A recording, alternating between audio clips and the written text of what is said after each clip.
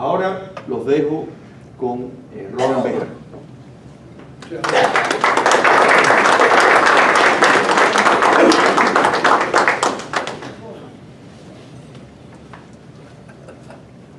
Bueno, buenas tardes. Buenas tardes. Discúlpenme que llegué un poco tarde, pero se me rompió el helicóptero y tuve que manejar. Le agradezco muchísimo a Julio que me haya invitado a esta presentación, pero le agradezco mucho más lo que hace Julio. Julio hace un esfuerzo tremendo en mantener nuestras tradiciones, en propagar la cultura cubana, lo que somos, lo que hemos sido, lo que vamos a hacer. Así que muchas gracias. Gracias a ti, Robin. Los que me acompañan, imagínate tú, cuando yo sea grande yo quiero ser como ellos. Son gente a quien admiro tremendamente por todo lo que ustedes saben, pero sobre todo porque son un par de personas decentes como pocos. Son hombres buenos y valientes y yo me honro con la amistad de ambas. Así que muchísimas gracias. Bueno, Julio me pidió que yo hablara un poquito sobre la relación que el presidente Trump tiene con Israel y con los judíos en general. Yo soy un judío cubano, no me lo tomen a mal. La relación de Donald Trump con Israel y el judaísmo es única. Es diferente a la que ningún otro presidente norteamericano ha tenido en la historia. Ninguno ha tenido un contacto tan directo y tan personal con los judíos como él. Muchísimo menos una hija convertida al judaísmo de la manera ortodoxa. Además, una buena parte de sus colaboradores más cercanos y sus asociados son judíos. O sea, hay una relación muy cercana de muchos años entre ellos. Aún siendo candidato a la presidencia, se opuso al antisemitismo, al ostracismo y a la violencia instigada por grupos pro-palestinos de dudosas intenciones y subvencionados por organizaciones ajenas a la universidad que enfrentan hoy los estudiantes universitarios judíos. Hay un problema muy serio en las universidades norteamericanas con respecto a los estudiantes judíos. Ha pasado una cosa que no pasaba desde antes del Holocausto, que los muchachos esconden sus estrellas de David o se ponen una gorra para tapar la kipá para que no los identifiquen dentro del campo, porque es tanta la militancia unida entre la izquierda y los palestinos que le hacen la vida muy difícil. Estoy hablando de las universidades más caras y más exclusivas de los Estados Unidos, un tema muy candente. Aún siendo candidato a la presidencia, se opuso al antisemitismo, ya bajo su administración, como prometió, se han ido tomando medidas para mejorar la situación y ordenó al Departamento de Estado investigar intentos coordinados en los campos universitarios para intimidar a los estudiantes judíos que apoyan a Israel. Durante su campaña declaró lo siguiente: el memorando de entendimiento MOU firmado por los gobiernos israelí y estadounidense es un buen primer paso, pero hay mucho más por hacer. Nuestra administración garantizará que Israel reciba la máxima cooperación militar, estratégica y táctica de los Estados Unidos, y el memorando de entendimiento no limitará el apoyo que sea necesario dar. Es muy importante. Además, el Congreso no se limitará a dar un apoyo mayor que el previsto por el memorando por el MOU. Si decide hacerlo, Israel y los Estados Unidos Israel y los Estados Unidos se benefician tremendamente con lo que cada país trae a la mesa. Esta relación es una calle de dos vías. Estados Unidos deberá vetar cualquier voto de las Naciones Unidas que injustamente condene solo a Israel y trabajará con las instituciones internacionales y foros, así como con la Unión Europea, para oponerse a los esfuerzos para deslegitimizar a Israel, imponer normas discriminatorias de doble estándar contra Israel e imponer requisitos especiales de etiquetado en productos israelíes o boicotear los productos israelíes. Estados Unidos deberá cortar fondos para el Consejo de Derechos Humanos de la ONU ya que está controlado fundamentalmente por dictaduras que violan los mismos y que parece exclusivamente dedicado a la difamación del Estado judío. Ahí termina la cuota de él. Pero desde entonces han pasado cosas. Ya los Estados Unidos ya no pertenecen a la Comisión de Derechos Humanos por las razones que aquí se dan. Todo lo ha cumplido y más. Además, la valiosísima colaboración de Nikki Haley, que lamentablemente ya no va a estar ahí, pero me imagino que quien la sustituya va a ser alguien más o menos del mismo corte y ella hará otras cosas más beneficiosas, me imagino. Ha sido muy importante que finalmente se reconozca el derecho que los israelíes tienen a decidir cuál es su capital. Es comiquísimo, el único país del mundo que todo el mundo quiere decidir cuál es su capital es Israel. Todos los países deciden cuál es su capital y a nadie se le ocurre pensar que no debe ser ahí. No, los israelíes no tenían hasta ahora, o ante los ojos de mucha gente, no tienen ni siquiera el derecho de decidir cuál es su capital. La capital de Israel la fundó el rey David hace 3000 y pico de años. No creo que haya que discutir mucho de eso. Al trasladar nuestra embajada a Jerusalén, donde debió haber estado hace muchos años, los Estados Unidos marcan un hito a seguir por los demás países amantes de la paz y los enemigos del terrorismo islámico. Su relación con la mayoría de los países de mayoría musulmana es razonablemente buena si se analizan las amables relaciones de negocio y cooperación mutua que se sostienen con países petroleros del Golfo Pérsico, Egipto, Jordania, Indonesia, Malasia, Singapur, Kazajstán, Kirguistán, Tayikistán, Uzbekistán y un larguísimo etcétera y muchísimos tales. Y Turquía, hasta que llegó el islamista Erdogan. Trump es un enemigo acérrimo del islamismo y de los terroristas islámicos, no del Islam. No es lo mismo Islam que islamismo. El Islam es una religión que practican 1.5 billones de personas. Pero hay un porcentaje que algunos dicen que va del 5 al 25% de terroristas islámicos. Y si usted le saca, no el 25, nada más que el 10 a 1.5 billones de personas, está hablando de una cantidad de millones de gente que da miedo. Pero bueno, eso es así. Como neoyorquino no les perdona las torres. Como norteamericano repudia a quienes lo planearon, financiaron y ejecutaron. Y como hombre responde buscando justicia. No se amilana a las críticas malintencionadas y sigue adelante en su tarea de proteger a su país. Coincide con los israelíes al identificar claramente quiénes son los enemigos de la libertad y de la paz. Y ha intercambiado colaboración en todos los campos, destacándose el campo tecnológico y el militar. Por otra parte, Trump ha formado alianzas estratégicas con algunos países del Medio Oriente para encarar el peligro que todos afrontamos ante un Irán con capacidad ofensiva nuclear. Con respecto a la prohibición de entrada a los Estados Unidos de algunos musulmanes, excluyó solamente a 7 países, que son 7 países que están en conflicto y que también coincide que se pasan la vida gritando muerte a los Estados Unidos y pisoteando nuestra bandera y dándole candela, y esos detallitos que a veces no son del mejor gusto. Con los países que mantienen una manifiesta actitud hostil hacia nosotros, desde donde miles de personas marchan pidiendo nuestra muerte. Sí, la muerte de los norteamericanos, de izquierda y los de derecha, de los blancos, los negros, los iberodescendientes, los cristianos, los judíos y hasta los apaches. A esa gente que baila cuando nosotros lloramos, como lo hicieron el 11 de septiembre del fatídico 2001. A esos que queman, pisotean y escupen nuestra bandera. Con esos países, mientras piensen y se expresen así, ha decidido dejarles que resuelvan sus problemas sin nuestra ayuda. Se acabó la otra mejilla. Su interés en controlar la frontera es también parte de su defensa contra la infiltración del terrorismo islámico.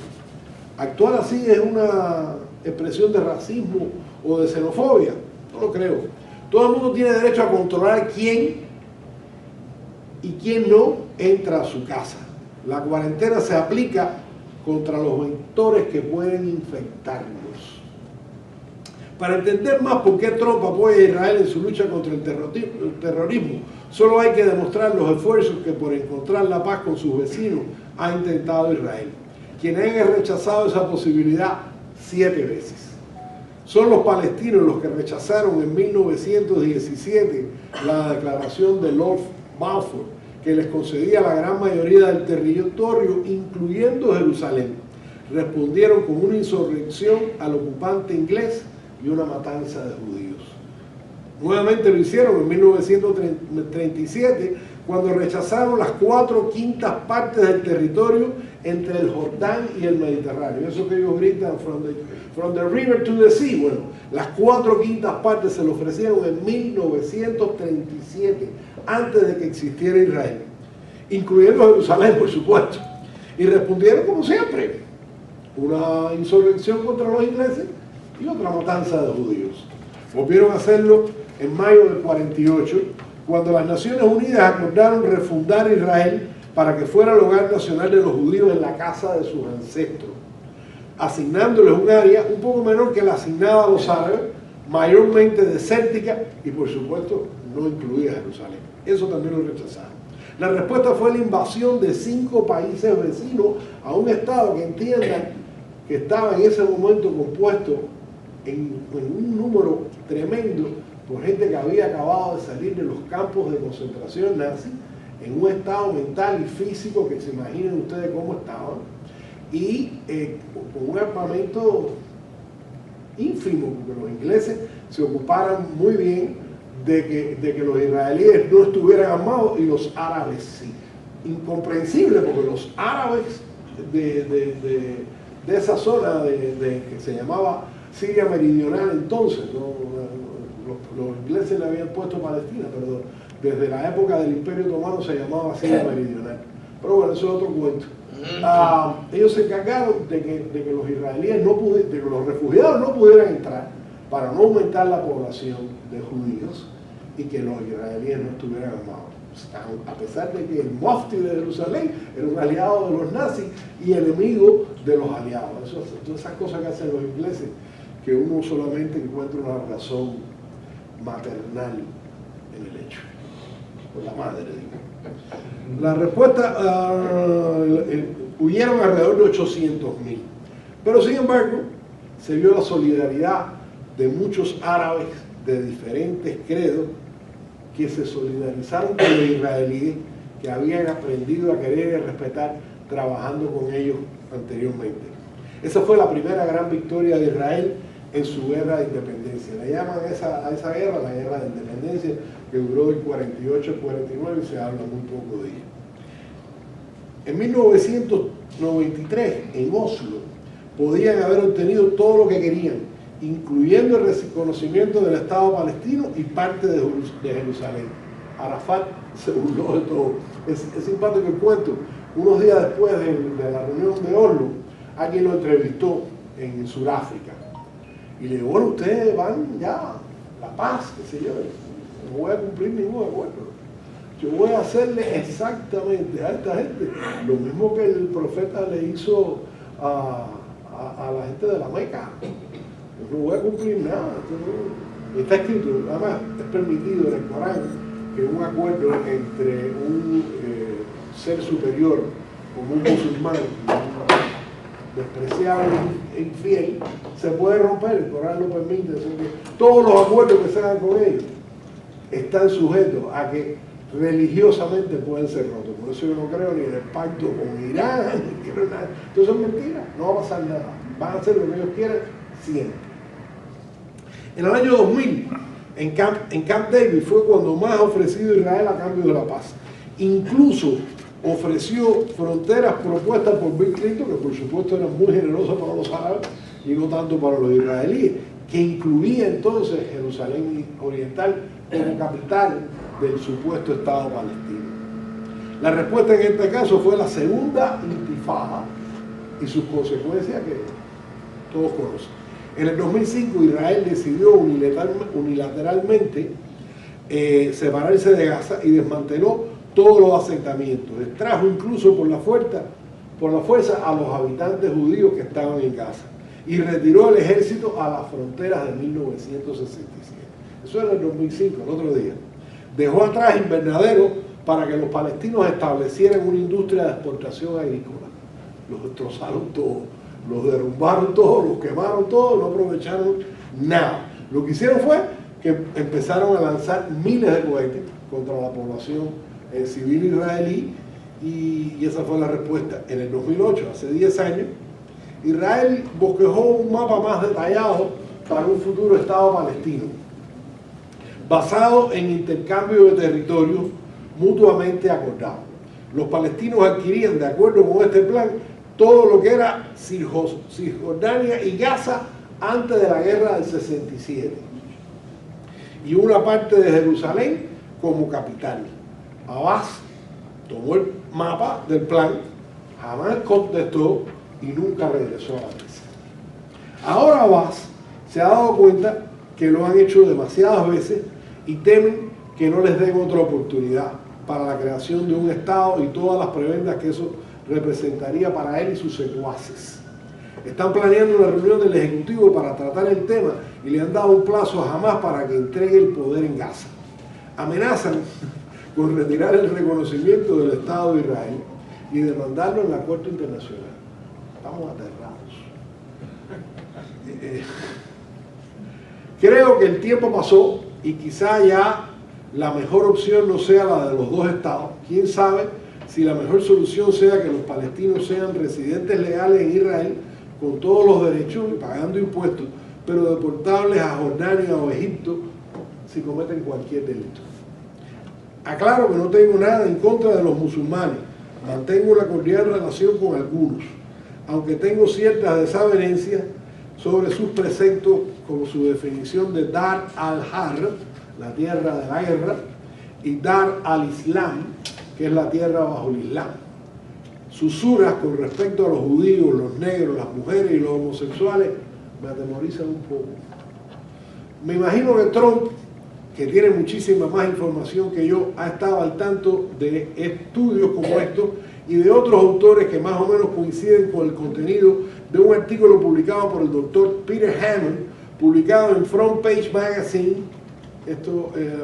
en el 2008, titulado Comportamiento de los musulmanes con relación al incremento de su población, que se produjo basado en un estudio realizado por la CIA en su World Fact del 2007. O sea, eso lo pueden ir a buscar ahí, que lo que voy a leer está ahí.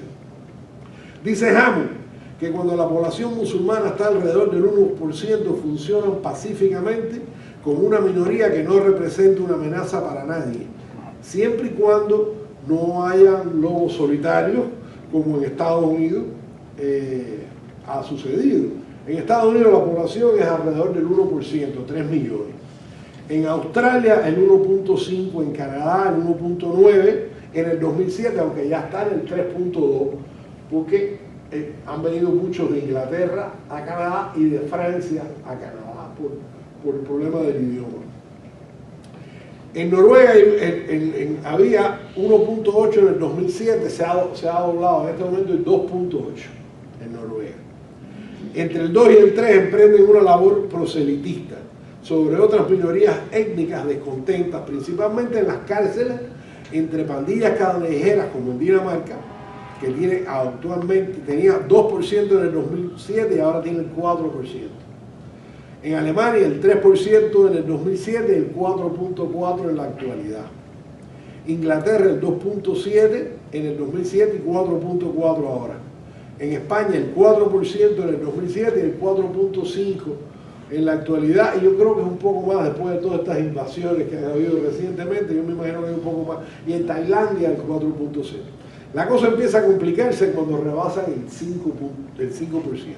Ahí comienza el forcejeo para que se produzcan alimentos de acuerdo con la halal, que es el modo que recomienda el Corán, como kosher es la comida de los judíos. Por supuesto, los judíos no obligan a nadie a darle que le den comida kosher, ¿no? Pero esta gente sí, los sistemas de educación tienen que empezar a hacer comida kosher para dar a los muchachos. Luego comienza a incrementar la exigencia de contratar musulmanes y la amenaza de boicot y presión para que las cadenas de supermercados vendan sus productos, so pena de tomar represalias si estos no acatan. Eso está pasando en varios países. En ese momento, según empiezan a exigirle al gobierno que les permita regir a su población bajo la Sharia, por encima de las leyes del país, como sucede en Francia, donde ya están al 8% en lugares donde no pueden entrar las autoridades francesas. Ellos se gobiernan ahí, pero cuidado, que aquí en Michigan hay un par de pueblecitos que está pasando algo muy parecido. Aquí en los Estados Unidos, ¿ok? Francia tenía el 8% en el 2007, ya tiene el 9% en este momento. Las Filipinas el 5%, Suecia el 5%, Suiza el 4.3% en el 2007 y el 5% ahora.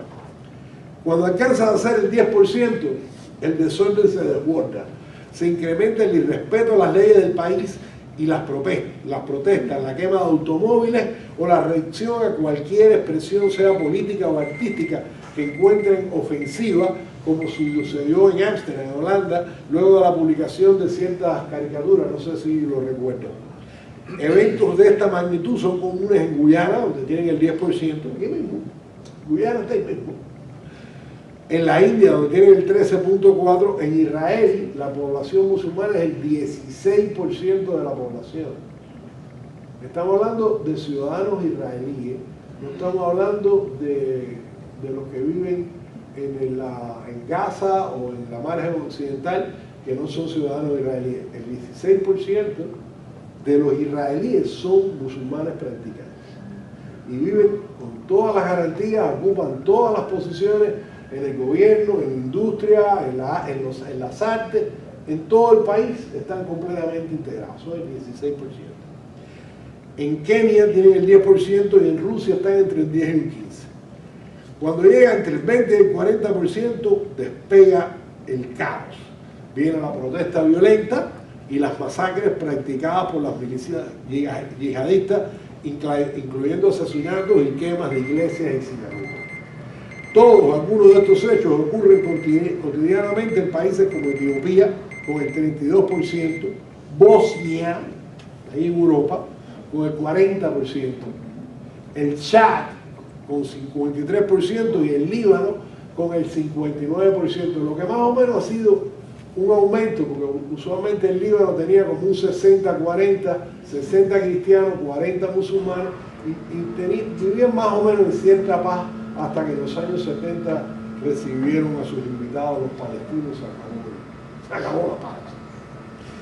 Cuando llega el 60% o más, como en Albania, otro país europeo, y en Malasia, el 60%, en Qatar, empieza la persecución de infieles, las conversiones forzosas, se complica. Llevo 22 minutos. Bueno, voy a terminar ya. En otras palabras, la relación entre Israel y los Estados Unidos es importante para ambos. Israel no le cuesta a los Estados Unidos porque le da en tecnología muchísimo más que lo que recibe el dinero. Y les agradezco mucho su paciencia.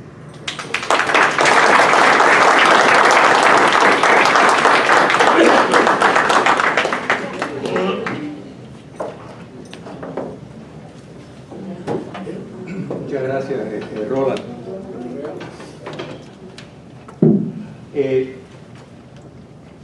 Mira, lo que has descrito realmente es espeluznante, y es así. Cuando añadimos que producen, o sea, nacen hijos a un nivel mucho más rápido que los números de los nativos en Europa, por ejemplo, y que lo que hablé de la asimilación, que es todo lo contrario, es imponer, o sea, es querer revertir los principios de un Estado de Derecho, de lo que es la civilización, de nuevo judeo-cristiano, que es a la cual ellos van, porque obviamente van hacia ahí buscando una mejoría. Y hay que entender de que muchos de los campos de entrenamiento, o sea, los colegios, las madrasas, son financiados por jeques musulmanes, o sea, con el propósito expreso de exportar esta inmigración con el fin de revertir el orden, o sea, democrático. Y volviendo al presidente Trump, mira, el antiguo presidente Obama dijo que tomaría generaciones que nos acostumbráramos a vivir con ISIS, el Estado Islámico, porque tomaría generaciones, que esto era un problema de largo plazo. Todo eso cambió cuando la nación norteamericana decidió pelear una guerra para ganar. ¿Te das cuenta? No iban a vietnamizar el problema con ISIS. Y esencialmente no controlan ningún territorio rentable. Gracias a Dios y gracias al cambio de política de pelear para ganar. La hermandad musulmana que estaba en todos los centros de gobierno norteamericanos han sido neutralizados en cuanto a influencia. Irán, en mi apreciación, una de las más grandes amenazas a la democracia occidental, que tiene una alianza estrechísima con Rusia, con China, con Corea del Norte.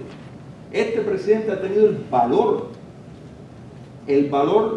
de no aceptar el status quo y romper un tratado deficiente, negligente, que pone la paz mundial en riesgo.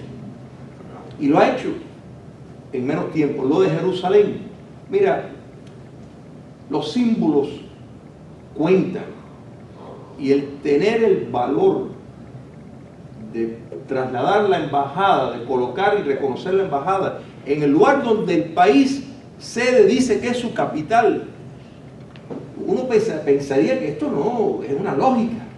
Sin embargo, administraciones previas no lo hicieron, no tuvieron el valor de hacerlo. Él lo hizo.